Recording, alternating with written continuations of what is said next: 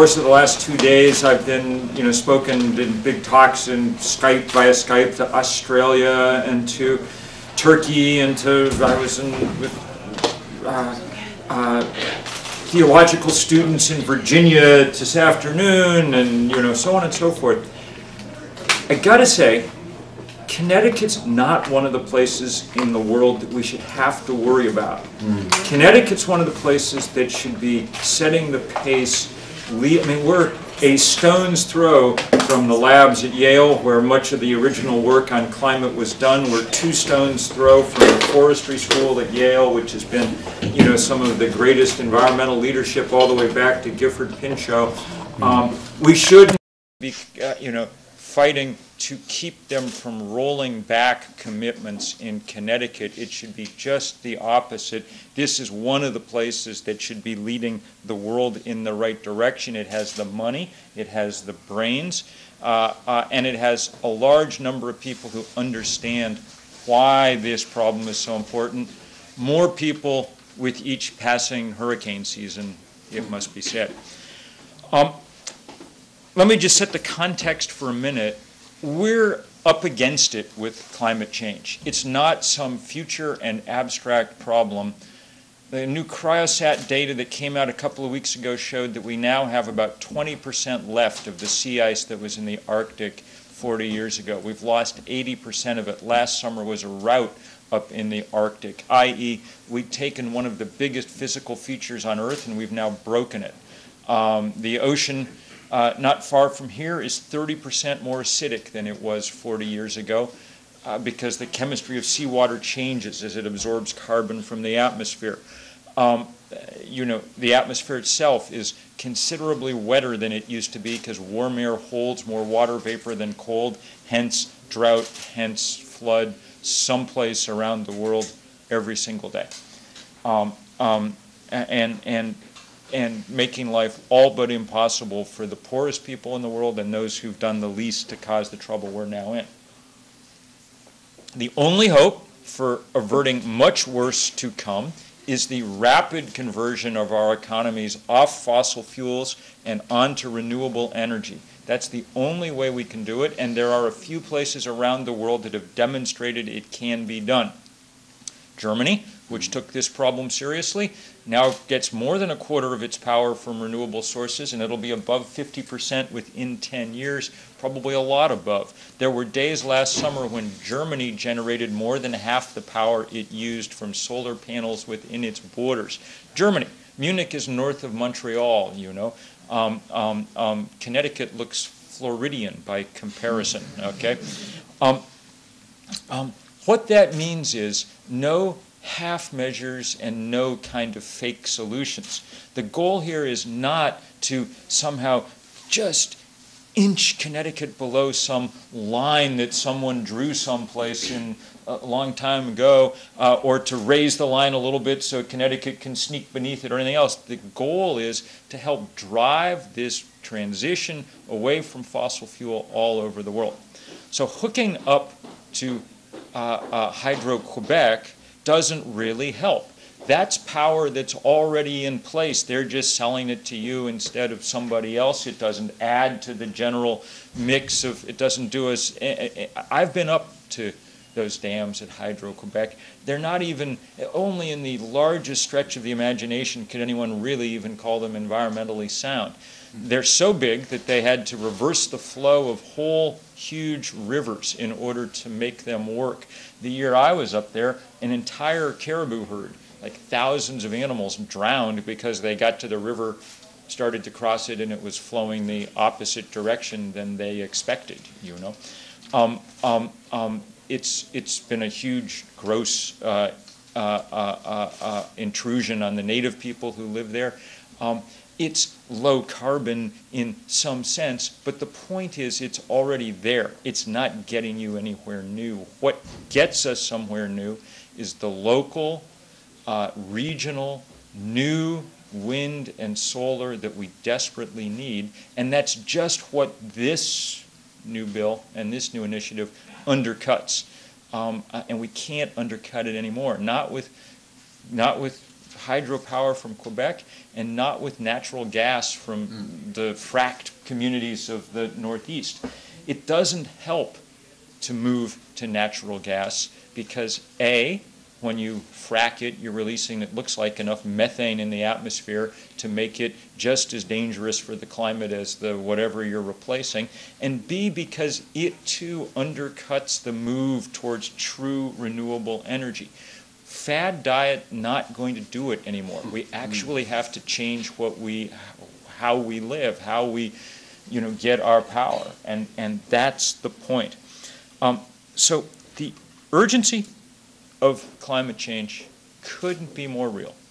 And it's real for all of us, but it's most real for the poorest people in this country who always end up living in the places that get wrecked first by whatever bad thing happens. Where I live in Vermont, we had the biggest rainstorm we ever had 18 months ago with Hurricane Irene, and one of the things that everybody discovered was that every trailer park in Vermont just happened to be in the river bottoms and got swept away. What do you know? Well-off people lived a little higher on the hills. But increasingly, everybody under the gun, which means that these are hinge moments in human history. And it means that real leaders will step forward to help push us hard in the direction that we need to go, not try and figure out how they can squeak by, which is clearly what Connecticut is planning to do with this new legislation. So Governor Malloy really, needs to be that leader. He needs to do the things that a few other leaders around this country have begun to step up to do, and a few other leaders around the world. But not enough, because it's hard, because it takes real effort, because it doesn't involve doing the cheap and easy thing all the time. In the long run, it's great economics, too, not just great environmentalism, but in the short run, it requires stepping up and making a real commitment. So, all I can say is those of us who don't have the good fortune to live in Connecticut are hoping very much that those of you who do provide some leadership here, some real leadership. Rolling back commitments on clean energy is the last thing we need from anybody in this world right now, particularly those places that should be strongest on these issues. Thank you. Thank you.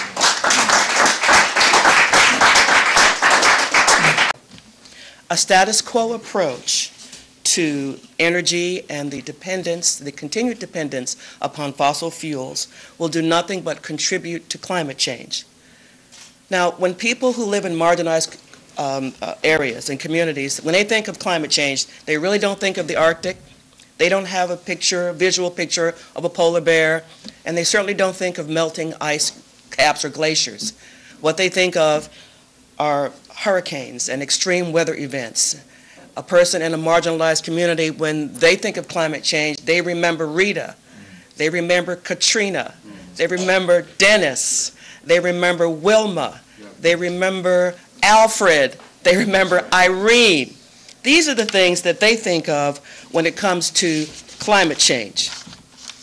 They think of their inability to adapt to these extreme weather conditions, which do nothing but exacerbate their existing overburdened situations. They think of all the challenges of dealing with more air pollution and more environmental problems that will come about as a result of these extreme weather conditions. People in these marginalized areas are already overburdened with a disproportionate share of everything undesirable known to man. And these extreme weather conditions will do nothing but add more misery to their existing conditions. In addition to that, these extreme weather conditions will contribute to and lead to additional public health threats. We already know about the health effects of more pollution, of the pollution that they already experience, such as asthma, cardiovascular diseases, cancers, and everything that they're exposed to as a result of what comes out of the smokestacks, what's in their contaminated water and what's in their contaminated soils. For example, if there is an extreme weather condition which leads to higher temperatures, what do you think the people in these marginalized communities are going to do when there is extreme heat, like heat waves? Not only would it lead to more consumption of energy, but it'll also lead to more costs related to that consumption of energy. And as we all know, that more people die from heat waves than they do from any other extreme weather condition that we know of. This exposure to a particulate matter will do nothing but increase as a result of this heat wave. Exposure to heat waves will also give exposure to more pollution and all the other health issues, not to mention all the things that I mentioned, such as those related to the cause.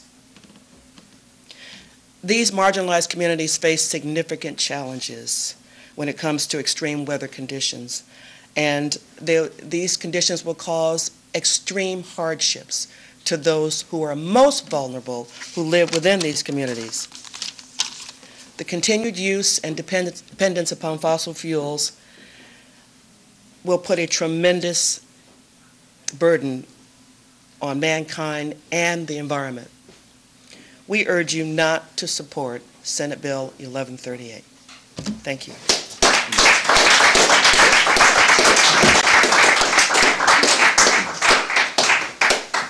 Thank you, Sharon. Now we'll hear from Chris Phelps, who's the State Director of Environment Connecticut. Thanks, Justin. Yeah, I'm Chris Phelps. I'm the Director of Environment Connecticut. We're a statewide member-supported environmental advocacy organization, and I've worked on energy issues and climate change issues in particular here in Connecticut for the better part of the past decade. Actually started working as an environmental advocate a quarter century ago. And the first issue I worked on back then was climate change and global warming, and I'm still fighting on this issue. And one of the things that has been rewarding for me as an advocate, fighting on these issues, working here in Connecticut, is our state has been, as Bill said, as we've all said, a leader on these issues over the years.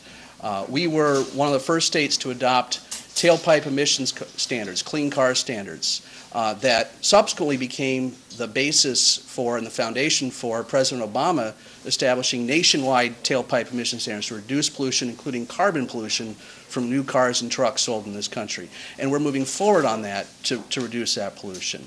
We were one of the first states to adopt a statewide climate change plan calling on our state to reduce global warming pollution here in our state. And that morphed in 2008 into our state being one of the first to adopt mandatory caps on global warming pollutants and carbon pollution here in Connecticut, requiring the state to move towards reducing the amount of carbon pollution that we're emitting by 2020 and beyond, to get us on path to doing what we need to do in Connecticut, to provide the leadership to show the way to accomplishing the cuts in pollution necessary if we're going to avoid catastrophe when it comes to climate change.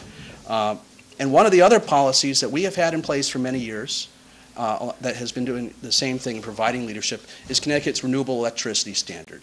We were one of the first states to adopt a renewable portfolio standard, a renewable electricity standard, a complex sounding term that is really quite simple.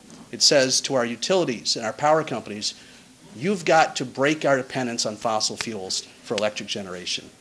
You've got to build more and more renewables. This year, our utilities are required to get 10% of our electricity from clean, renewable energy resources. Right now, that law says by the year 2020, 20% of Connecticut's electric power needs to come from wind and solar and other renewables. And the reason we're here today is Senate Bill 1138 moves us back from that commitment to a clean energy future, back from that commitment to more renewables, less fossil fuel, more renewables, less carbon pollution. And it really is, as folks alluded to, being supported by just about only by Northeast Utilities and Hydro-Quebec, a Canadian utility, who want Connecticut to go backwards on our commitment to clean energy when we need to be going big and going forward.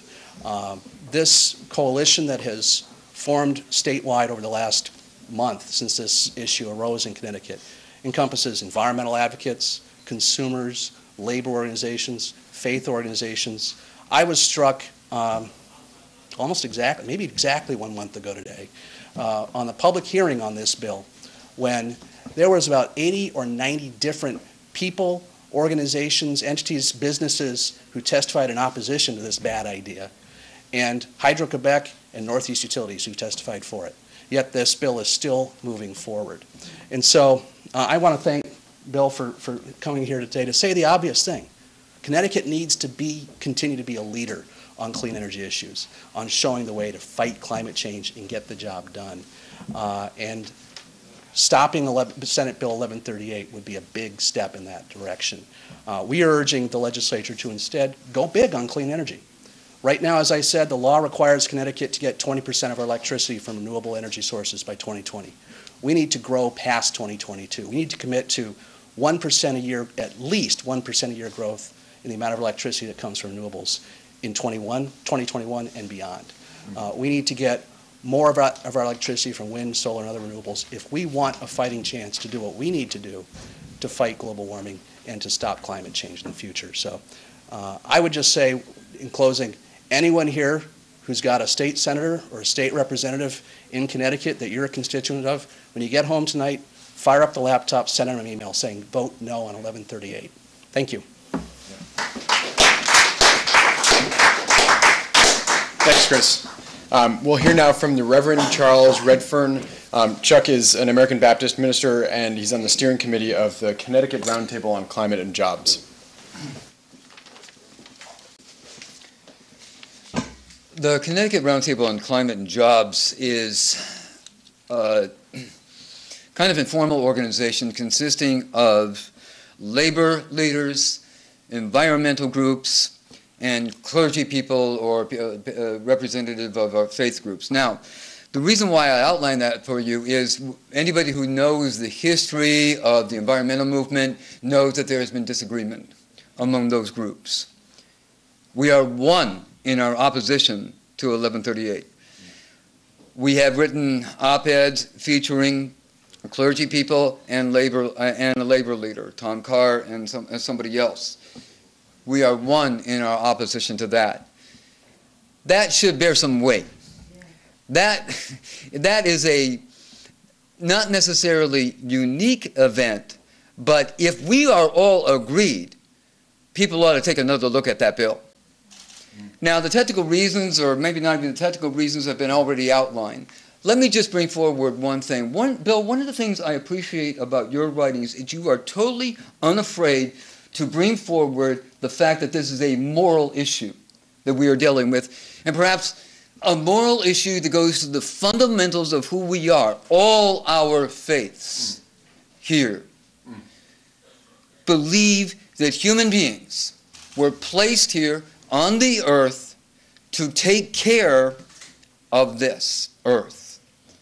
And I am a Baptist minister, and I read Genesis chapter 1. It does not say that we are to dominate the earth. It says, in essence, that we are to steward the earth. And thus climate change, by virtue of the fact that it changes the environment, acidifies the ocean, and decimates the poor, which is a key issue in all our faiths, is an intrinsically moral issue, and climate change is immoral. So we're dealing with the fundamentals of what we are meant to be as human beings. So Bill, thank you for being totally unafraid to bring forward the moral aspect of this issue. You have been a man of courage as far as this is concerned, and I pray literally that we will become people of courage like he has been. Thank you.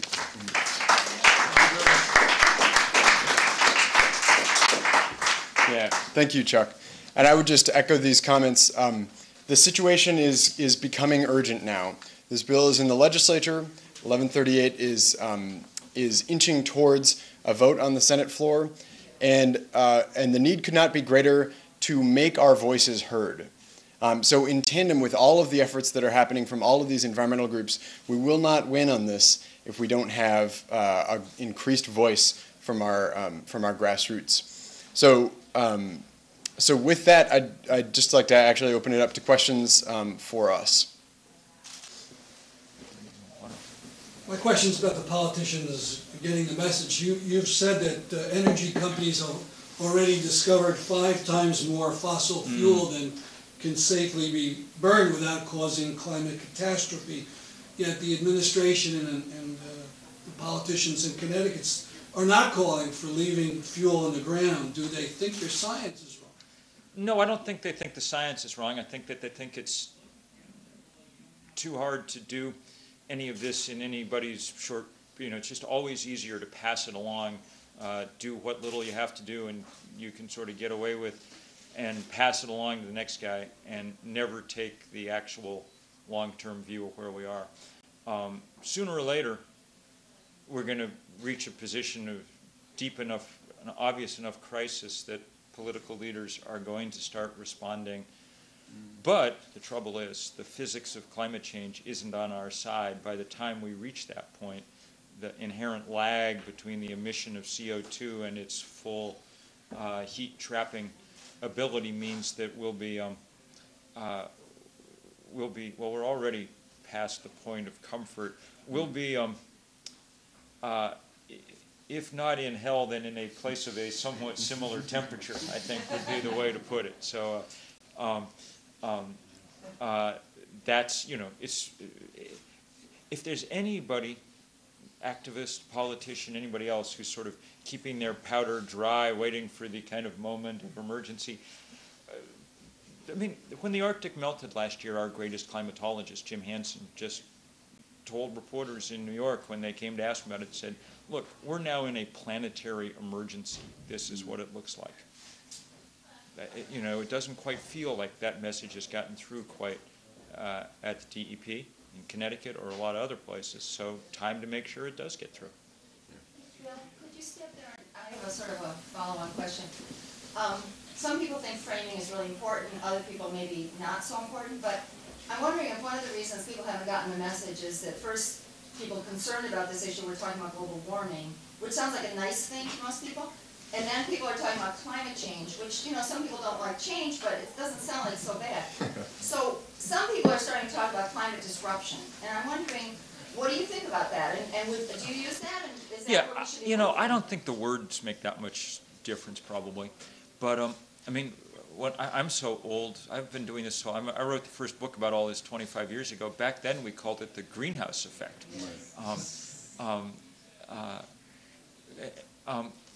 I do think what's happening. I mean, there's been a marked spike in public awareness and concern about climate change in this country over the last 2 years, and the reason's pretty obvious. 85% of American counties have had a federally declared disaster. I mean, it's at a certain point, the oil industry can run all the commercials it wants, but when you open the door and there's, 6 feet of water outside or it hasn't rained for 8 months or whatever, you begin to get what's going on. The Hurricane Sandy, I think, is one of those moments, and anybody who for some reason doubted the scientists or doubted the insurance companies who've been telling us for a long time what's going to happen.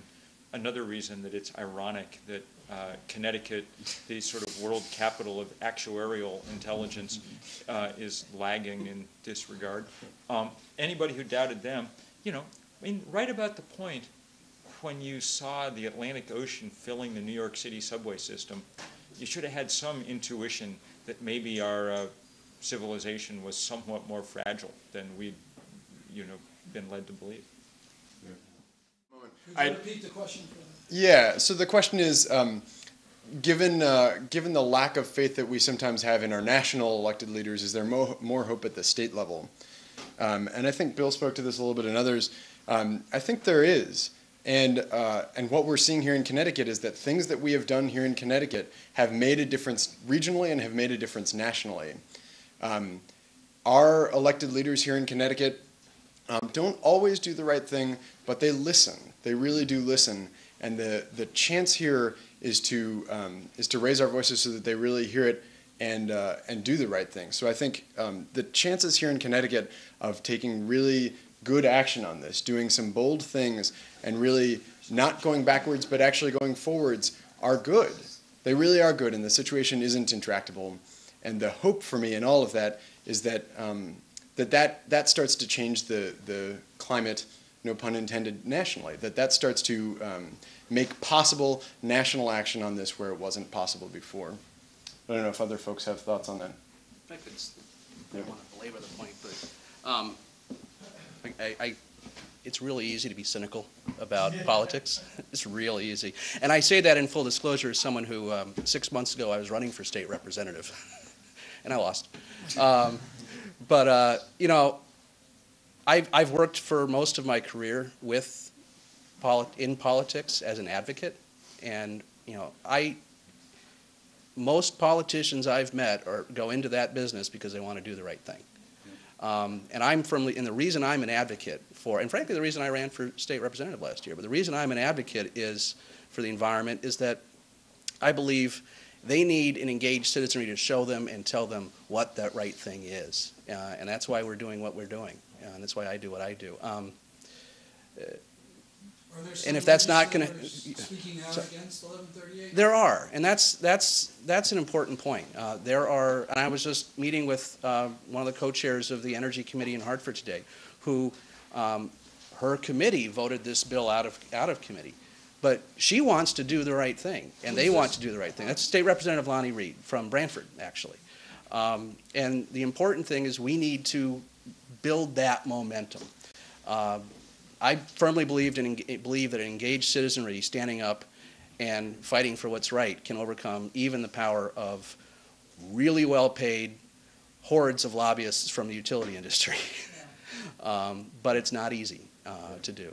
So I don't know if anyone else. And I do believe it's a moral imperative too. I'll speak from the viewpoint of a former career that I had. I used to be, well, I still am sort of a journalist. And I found something surprising when I met politicians, that many of them were actually well-meaning. I didn't know that. I always thought they were all corrupt. And once you come to think of it, many of them entered into that field. They can make a lot more money outside of politics. Now, it's true there's a lot of money in politics, but that's filtered toward their campaigns. But secondly, I think that sometimes we too easily blame the politician. Who votes them in there? And sometimes I have friends who blame the politicians all the time, and I ask, well, who'd you vote for? Well, they voted for them. You know, so I think that sometimes we need to hold a mirror to ourselves. And this goes back to sort of what I was saying before, that, okay, who votes them in there? And we need to search our soul as a country. It's too easy to blame the politicians. I don't quite remember the question. I think I got a sense of it. So I think that what the questioner is doing was speaking to a sense of changing our lifestyles and a whole really reorganizing the economy. Yeah, and there's a great book that's written on that, and it's called Earth, EAARTH, and I read it, and it speaks to that very well. And we have the author here, so maybe he can speak to it. Well, I won't. I mean, look, it's a long conversation, but an important one.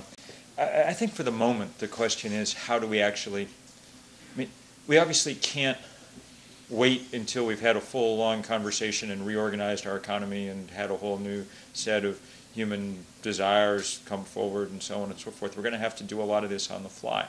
And so the question is, what are the places where changes in how we do things might really ramify? I think that the most vulnerable and important thing to go after is our dependence on fossil fuel. I think that as we change that system, not only do we run some hope of dealing with climate change, but we also build, we also remove the single biggest concentration of wealth and power that there is, the most undemocratic, you know, the 1% of the 1%. And, you know, as we move toward real renewable energy, not something 3,000 miles away in James Bay in Quebec, as we move towards real renewable energy, one of the great side effects that comes with it is it's somewhat more small-scale, local, democratic, under our control, you know. So that's the promise of the moment.